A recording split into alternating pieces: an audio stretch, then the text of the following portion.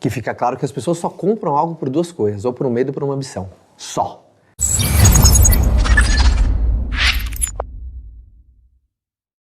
Então, quando você aprende, as pessoas só tomam a decisão de compra baseado no medo que elas têm, irreal, genuíno e justo, a resolução desse medo. Por exemplo, as pessoas só pagam a mensalidade numa academia ou por um medo ou por uma ambição. Ou, pô, tô com medo de morrer cedo, preciso treinar meu físico. Ou, pô, quero ficar mais atraente. É sempre baseado no medo ou uma ambição, um telefone celular. Às vezes o cara compra um telefone porque às vezes, pô, não posso ficar sem me comunicar com meus filhos. Ou ele compra uma ambição dele, atrelada a uma quase, puta, geração de status, né, de poder, isso, aquilo. Então, sempre vai ser no meio de uma ambição. Então, você saber qual que é o medo que você toca, uma ambição que você toca no teu cliente, é a elevação do nível de consciência, porque neste exato momento teve a percepção de um problema, através do despertar de um medo ou de uma ambição. Sabe o que eu acredito? Que a consciência tem que ser de graça e a consequência tem que ser paga. Olha, eu vou te levar a consciência, essa aí eu não te cobro não. E o cara, putz, agora eu tenho noção da consequência se eu não fizer isso. A consequência, eu tô aqui, eu tenho um produto ou serviço para você. Eu acho que vale acrescentar que hoje, na era do conteúdo, não é? Você, quando está produzindo conteúdo, você está aumentando a consciência daquele público que está te consumindo sobre um determinado assunto. Educar é uma das estratégias de elevação de nível de consciência. A educação, aliás, isso você citou aqui a XP, não é? A origem da XP era a educação financeira que resultou no que se tornou hoje um dos grandes bancos do Brasil.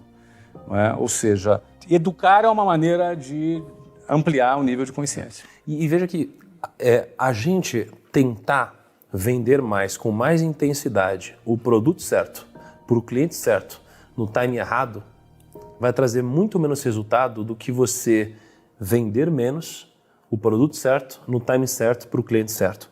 Porque quando eu comecei a minha carreira e o que eu vendia basicamente uma assessoria sobre investimentos, eu tentava com muita intensidade. Eu ficava o dia inteiro no telefone. E eu não conseguia vender nada. Tanto é que o meu primeiro ano vendendo, né, me trouxe mais ou menos R$ 232 por mês de faturamento. Isso era o que eu ganhava. Então eu tentava vender numa única vez, numa única tacada para um cliente. É igual o cara que tentou vender ouro para o pai do Joel. Então o que aconteceu? Ele não conseguiu fechar essa venda, por quê? Porque, cara, ele tentou vender no timing completamente errado, desnecessário, não passou por nenhum funil. Eu fazia a mesma coisa, então eu tentava vender para todo mundo. Deixa eu cuidar do seu dinheiro, deixa eu cuidar do seu dinheiro. O cara, ele nem sabia que tinha um problema, ele nem sabia que existia uma solução, ele nem sabia que eu era conexão. Então a gente passou a fazer o seguinte, ao invés de fazer uma única tentativa de ligação para vender, a gente passou a fazer uma única tentativa de ligação para qualificar. Então a gente abriu um diálogo. Então a gente passou isso daqui para, ao invés de uma reunião, duas. Onde numa reunião eu mostrava o problema, eu entendia de fato como ele pensava, eu entendia qual era a vida dele, eu mostrava para ele que existia uma solução e ele percebia que eu podia solucionar isso para ele. Então quando eu passei dessa venda de intensidade para uma venda mantendo intensidade, mas trazendo para algo um pouco mais consultivo, eu passei mais tempo com o mesmo cliente, ou seja, eu falei com menos clientes diferentes, mas eu vendi mais, porque eu fiz o meu cliente passar por todo esse processo de expansão de consciência. Então é muito interessante porque a gente acha às vezes que é só intensidade, não é? É método, né? Existe uma expressão muito engraçada, quando uma pessoa acredita tanto no que ela faz, no que ela vende, ela fala assim, cara, o meu serviço, o meu produto é para todo mundo tinha que conhecer aquilo que eu tenho. Eu entendo que isso vem da raiz, que você acredita tanto no que você faz, você quer que todas as pessoas tenham acesso. Mas quem quer vender para todo mundo não vende para ninguém. E não existe erro mais grosseiro em vendas do que você gastar tempo demais com pessoas que não estão prontas para comprar de você. Para empresas que não estão prontas, não tem técnica que faça, por exemplo, se alguém perguntar para nós um conselho, como é que eu faço para vender uma Ferrari para um estudante? Eu não tenho a menor ideia, porque é um erro grosseiro na qualificação. Então, que é subestimada, né? O pessoal não investe tempo necessário nisso. Aí começa a colocar a culpa, o mercado que está retraído, não, as pessoas, mudou o hábito de comportamento. Não, você só tem um erro básico de qualificação. Então, esses pequenos detalhes que você vai pegando ao longo de um processo. E acrescentando também nessa questão do timing de fechamento de um produto, é importante entender que cada produto tem um ciclo diferente do outro. Não é? Você vai, por exemplo, um produto em investimento, eu presumo que é um produto muito sofisticado do ponto de vista técnico.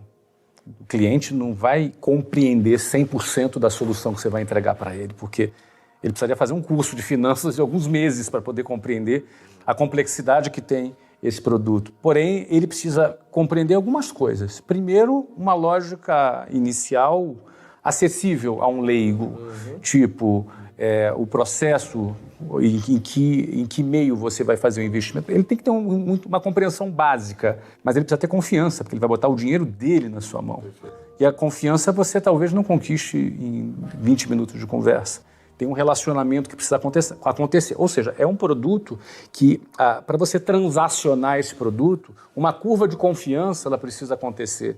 Então, quanto mais, por exemplo, você querer fazer uma ligação para fechar na hora um cliente de investimento financeiro, muito provavelmente você vai perder a confiança dele. Porque, pô, esse cara está afoito demais. Em vendas, todos os sentidos são percebidos. Não tem o ser humano num processo de vendas, ele vira um tubarão na percepção do sangue do outro lado. Assim. Exato. Então, não tem como você deixar de perceber a confiança de quem está alta, a ansiedade, a euforia de quem está segundo. Às vezes até, assim, eu não sei quem é um rapaz agregando, ele pode estar até precisando de grana. Exatamente. Tá num momento, ele pode estar num momento difícil na vida dele, mas deixou transparecer. Foi isso que eu pensei. E fala sobre isso, que isso é muito importante. Exatamente. E esse ponto, a parte técnica disso, é toda vez que você coloca um comportamento errado dentro de um processo de vendas, ele desperta vieses no comprador. Por exemplo, essa afobação, essa, entre aspas, insegurança, esse desespero, aciona na cabeça do comprador o que tem de errado com esse cara? Desconfiança. Proteção. Pô, mas será que eu sou o único cara interessado por esse quadro? Porque se ele tá desesperado assim, então o volume dele tá baixo. Tá baixo por quê? Será que é bom? Mas será que ele entrega? Será que realmente é legal ao vivo o quadro dele? Olha que loucura onde foi a cabeça do comprador. Fez, opa! Vendas é técnica.